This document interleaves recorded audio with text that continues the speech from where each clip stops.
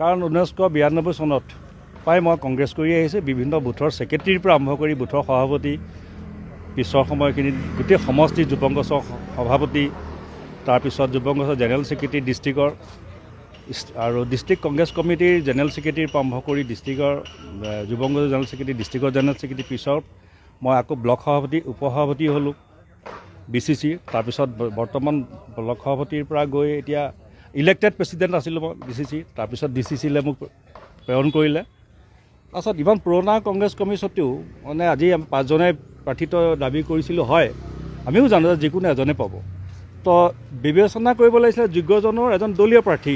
দলীয় এজন ব্যক্তি হ'ব লাগিব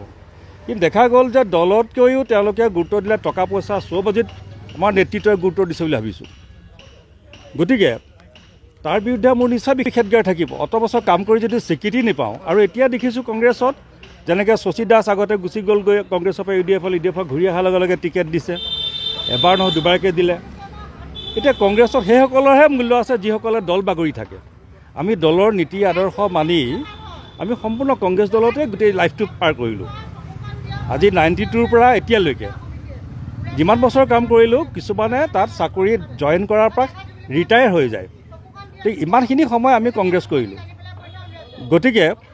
আমি এতিয়া মই দলৰ বিৰুদ্ধে যোৱাটো কথা নহয় কিন্তু মোৰ ৰহা সমষ্টিৰ যিখিনি দলীয় কৰ্মী আছে বিষয়ববী আছে মণ্ডল ব্লক এই সকলোবিলাক মোৰ অতি মৰমৰ তেওঁলোকৰ পৰা যথেষ্ট মৰম চেনেহ পাইছোঁ তেখেতলোকৰ প্ৰতি মোৰ কোনো নিষেধাজ্ঞা নাই কিন্তু দলৰ নেতৃত্ব আপোনালোকে চাওক আজি ৰকিবুল হুছেইনৰ নিজৰ ল'ৰাৰ কাৰণে চিন্তা কৰি আছে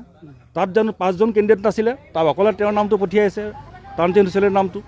ঠিক তেনেকৈ মাৰ্ঘেৰিটাৰ পৰা প্ৰদীপ বড়োলৈ নাম পঠিয়াইছে তেওঁলোকে MP তেওঁলোককে লাগে মই সেইকাৰণে আৰু ইয়াৰ মাজতে আৰু এটা কথা কওঁ প্ৰদীপ বড়োলৈ বাইদেউ তেওঁকো এটা সমষ্টি এতিয়াও হেৰি হৈ আছে ব্ৰহ্মপুৰৰ পৰা দিয়ক ৰকিবুলৰ বৌকো নগাঁৱৰ পৰা দিয়ক গতিকে তেওঁলোকৰ ফেমিলিটো ভালকৈ পাওক তেওঁলোকৰ যদি অসুবিধা হৈছে ৰাজনীতি স্থাপিত হ'ব পৰা নাই তেওঁলোকেও ভালকৈ স্থাপন হওক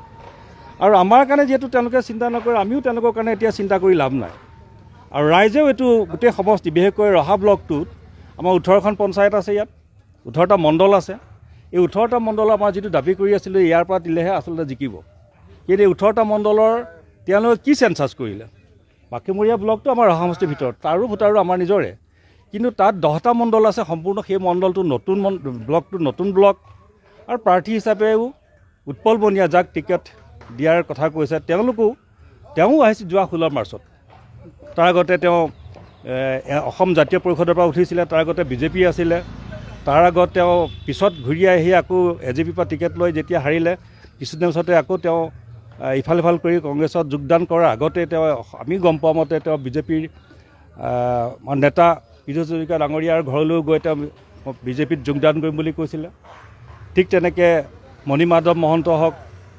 আৰু কেশৱ মহন্তৰ ওচৰলৈ গৈছিলে যে আমাক AJP পৰা টিকেট দিলে মই জইন কৰিম তেওঁলোকেও না ক'লে যে আমাৰ প্ৰাৰ্থী ইতিমধ্যে মজুত আছে গতিকে জইন কৰা কিন্তু টিকেট দিব নোৱাৰোঁ তাৰপিছতে কংগ্ৰেছৰ আমাৰ কিছুমান আছে ধনৰ লোভী তেওঁলোকৰ যোগেদিয়ে তেওঁ ইয়াত ৰহাত কংগ্ৰেছত যোগদান কৰিলে আৰু সেই কংগ্ৰেছত যোগদান কৰিলেও আপত্তি নাই মই বেয়া পোৱা নাছিলোঁ যোনে যিমান পাৰে যাওক গতিকে এতিয়া মোৰ স্থিতি স্পষ্ট যে মই বহি থাকিম কংগ্ৰেছ দলৰ সপক্ষে মই প্ৰচাৰত মই যাব নোৱাৰিম এতিয়ালৈকে সেইটো সিদ্ধান্ত দল ত্যাগৰ সেইটো সময় আছে আজি গোটেই আলোচনা বিলোচনা কৰি বিভিন্ন দলীয় কৰ্মীসকলক মাতিছোঁ তেওঁলোকৰ হওক পৰিয়ালৰ সকলো গোট খাইছে এইসকল আলোচনা কৰি সিদ্ধান্ত ল'ম আৰু দলৰ এইটো খাটাং যে দলৰ সক্ৰিয়ভাৱে মই আৰু লাগিব নোৱাৰিম ইমান বছৰ লগাৰ পিছত এতিয়া মোৰ মনটো যে লগা নাই কিন্তু দলৰ প্ৰতি এতিয়াও মনোভাৱ মোৰ ভালেই কংগ্ৰেছ দলক যথেষ্ট ভাল পাওঁ কংগ্ৰেছ দলটোত এতিয়াও মোৰ আৱেগ আছে সেই আৱেগখিনিকে লৈ মই থাকিম কিন্তু কংগ্ৰেছ দলৰ নেতাসকলৰ যিটো বিবেচনা এইখিনি কেতিয়াও সহ্য কৰিব নোৱাৰিম